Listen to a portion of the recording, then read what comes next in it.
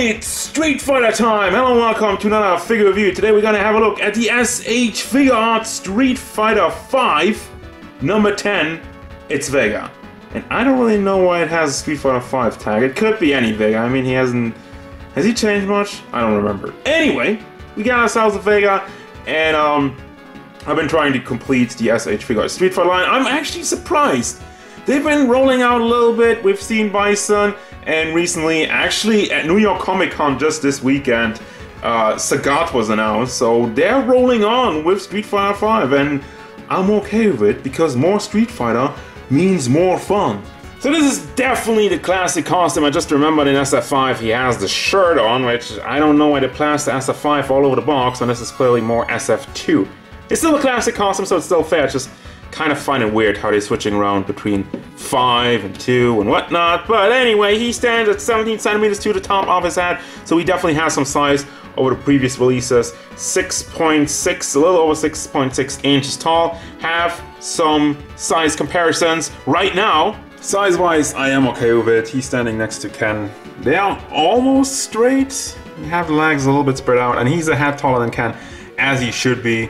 He actually, like, looking at the Soda figures, kind of lines up with Bison as well, but that's... We're not looking at that right now, that's Soda, but just, you know, if you want to, there's a size comparison. You got Blanka from Figuarts, Chun-Li and Mika. Yeah, you got like a nice line over here. Akuma is also... Akuma is also kind of a little bit hunched over. So yeah, basically it works for me.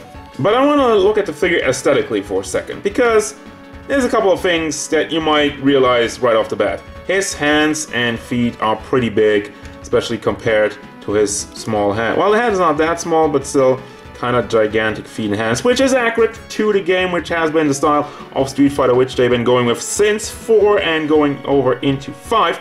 However, he is a little bit more skinny than everybody else, because everybody's super buff in Street Fighter, and the muscle work is done very nicely. However, the chest is way too narrow, and he's actually a little bit too skinny.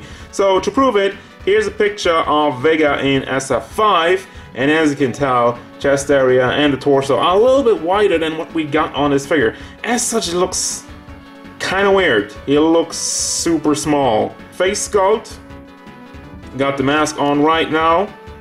His eyes are a little bit cross-eyed, and also you can already tell it's a little bit more anime. That has been the theme with the SH Figuarts Street Fighter line. I don't know why. I guess it gives us something different because Storm Collectibles is doing a lot more game accurate stuff. And he got the braided hair, has a little bit of shading in it, has some black spots going on throughout it. It's not a lot.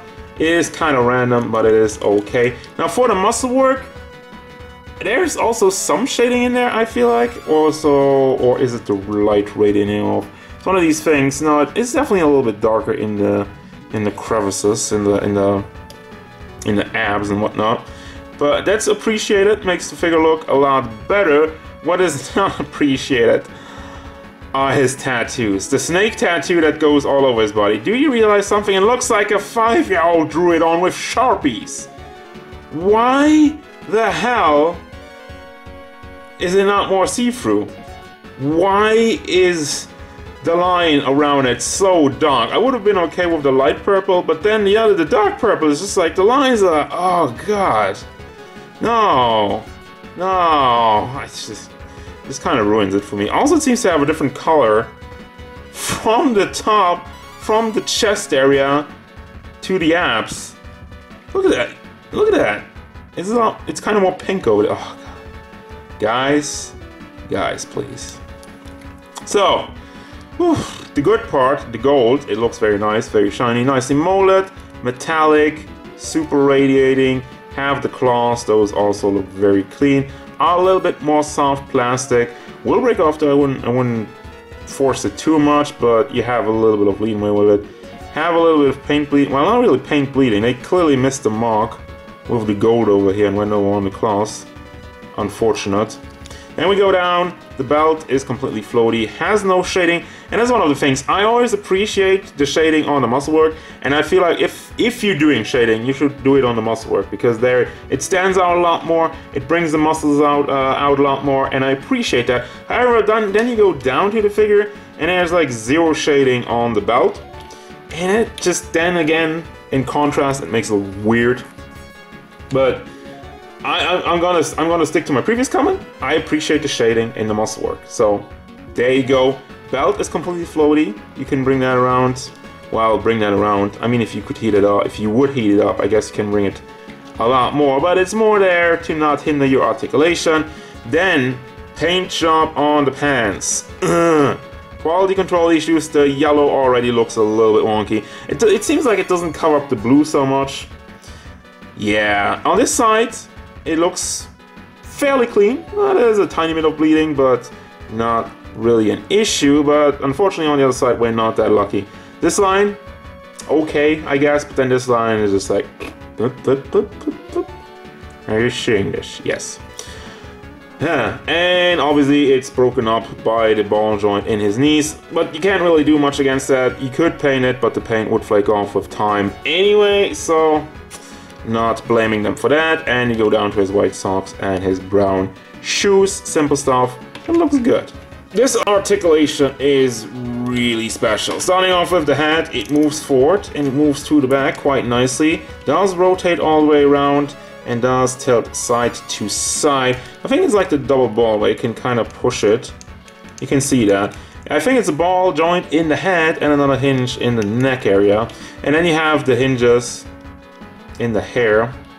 Is that actually a bit of a ball hinge? You can wiggle it around. It goes up all the way, completely breaks up the skull. But hey, you can do it if you're doing like a pose where he dives from the top. That looks kind of cool. You're not gonna see it from the side, so appreciate that. And you're gonna have more of this. I'm warning you. The articulation on this guy is pretty good. I don't know why I'm warning you because of that, because something is good. But anyways, this is another ball hinge in the braid. Rotation in it. Does also tilt side to side, just a teeny tiny bit. And then nothing else in the lower part, but you don't need anything. Then the neck goes forward a lot, goes to the back a lot. Does leave a little bit of a gap, but yeah, it looks really wonky, but still. Then the shoulders. Hold on. Boom. The entire shoulder joint over here rotates up, and it rotates up a lot, so much that it gets stuck under the neck. I'm not gonna push forward anymore, but you probably can, so be aware of that. It only moves up and down, doesn't really go back and forth, so it looks kind of wonky, but it still also looks somewhat clean. For what you're getting out of it, it's pretty crazy. And you have a ball joint in the chest area that rotates around, and another ball hinge in the shoulder itself, so you can bring that up and down. It doesn't really go forward that much. It depends really on the location of the ball joints. You can do it like that. Still, it's still kind of blocked by his weirdly narrow chest. Huh. I guess because you can't really bring the shoulder joint out, it does kind of work, but it's still... yeah, it's just really kind of blocked by the mold, I'm guessing. Now, the thing with the shoulder, and a lot of people have already addressed that with the fighting body, this looks pretty ugly. But I believe you're not really gonna see it that much. It still makes up for really good articulation. I don't know if it's necessary, but hey, it's, I mean, the top part looks a little bit more rough. I don't know, I don't hate it. So there you go. Don't have a bicep swivel. What? Well, it looks cleaner, but nah. As such, you have a double hinge elbow, which also rotates, so I guess that kind of makes up for the bicep swivel. It looks weird because the elbow pad rotates with it, and it's kind of wonky. It's kind of wonky, I won't lie. Then you have the fist, is on a ball hinge in the forearm, but then ends on a ball pack in the fist. So you have back and forth movement with that, but also some wiggle motion on the ball part itself. So that's pretty cool. Then you got the chest area, goes to the back, does leave a little bit of a gap, goes forward, and overall it is pretty nice, and you can talk with it. No, yeah, the gap is forgivable really. No real gap on the back, does tilt side to side, does not go all the way around because it's blocked by the mold. Can you push it out? No. Unless it's stuck, he still gets pretty good range. Then the lower torso area also does not rotate all the way around. Goes forward, back. It's a little bit more limited, but it's still pretty good. And then you push just the belt down to hide that. And the belt can rotate, kind of like a swivel around on this piece itself, but then also has a ball hinge that has 2 packs as such. The battle poses you can do with this, rotation, back and forth. It's pretty crazy actually. Then for the leg joints. Oh, yeah, there you go. I don't know what just happened. Goes forward a lot, goes to the back, and has also rotation. Doesn't have rotation in the upper part. I guess that's why they did the fly swivel, which looks kind of weird. I don't like how it sticks out. This is like a Marvel Legends thing. I don't really expect that on a Figure Arts, but regardless, does get the job done. Double hinged knees, doesn't leave any gaps because it's nice and big. Unfortunately not colored in yellow, but we already covered that. And foot is on another ball hinge, side to side, and also with a toe hinge. And yes, that was a crazy bit of articulation, I will admit that. Now for the accessories, it's pretty light. He has the Animu face without the mask, just a kind of bored look. Doesn't really look in love himself, but I guess he's bored by everybody else. Because nobody's so pretty as him. Yeah, then he got more hands, kind of claw hands for just posing stuff. He does have the disgusting fingernails, which is accurate, again. And you might be wondering, why is there no claw in it? Well, just take this off and replace it with the one claw you have. If I could do that, there you go. Just put it in there. And they just have these as placeholders. Or if you want to run that, you know, just break off his claws, so you can do that. Then you have one where he's declawed, just a fist hand, and it's gone. That's why I hate taking out the accessories out of the box, because this keeps happening so often. But yeah, there's your fist hand. Doesn't have anything on the top, so if he gets declawed, this is what you want to use. And then you have the same kind of posing hands for the other hand, for the non-claw. And that's it, right? That's it. That's not it! Bam! Put the cage down! Oh my god, it's a cage fight. Put the cage down, you fool! 1,000 points to Figure Arts for adding this. I did not know this was in the packaging, and I just actually blew my load when I saw it. This is the cage. The cage, which made him the cheapest boss fight, one of the cheapest boss fights in Street Fighter 2, by just climbing the goddamn thing and doing 1,000,000 damage to you. Here it is. And yeah, there's not much more to say about it. It's simple brown plastic, but it looks, just the fact that it's here is amazing. And it has some assembly. You can do whatever you want with it. You can also make it side by side, just like that. I made it on top of it because I'm gonna hang him on there. You can bet on that. And then you have these kind of things to hold it.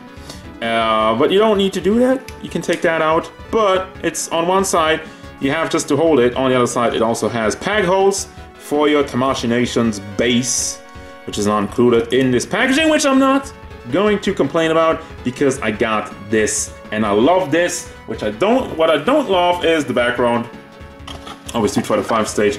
It looks pretty small. It is bent to hell, so I don't care. But this, mwah, oh my god.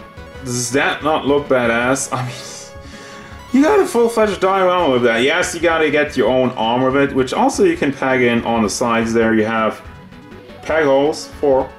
You can also put one on top if you want to. But you can also put it in there. You don't have to put it in the lower part. I think it's kind of too short if you want to stack the cages on top of it. But yeah. Whew. So this is kind of a weird one for the final thoughts. On one hand, the articulation is amazing. I love the shading and the muscle work. I love the cage. And the problem is really the tattoo and the kind of paint bleeding in the pants. But if I'm looking at the full package, the whole shebang, also the narrow chest is not good. But anyway, looking at the entire package, I think the good outweighs the bad. For me personally, this is good. He comes at a price, he's around like, what was it, 80 bucks I think? 80, 90, depending on where you're gonna get him, then you gotta add shipping. But he can go up to maybe 100 bucks, well, not really that much, but still, I think 90 is the cap. We're gonna cap it in between 70 and 90, and I think that's worth it. I do believe that's worth it because he's highly articulated, he looks good, has some issues, but he also has the cage. And it's just like, you might be saying, what are you freaking out so much? It's just a piece of plastic. Are you looking at this? Are you looking at this? I love it. I love that they added the cage. I'm sorry. I'm hyped for that. It's cool. It looks great. And it's a very, very nice accessory. So there you go. I do recommend this one. Even though he has some flaws, I think the good outshines the flaws. So yeah, this is really... it's worth it to me. That's gonna do it, guys. As usual, thank you very much for watching. Don't forget, if you enjoyed this review, hit it up with a like and subscribe to the channel so you can stay tuned for more favorite reviews, card game stuff, and whatever Vega wants.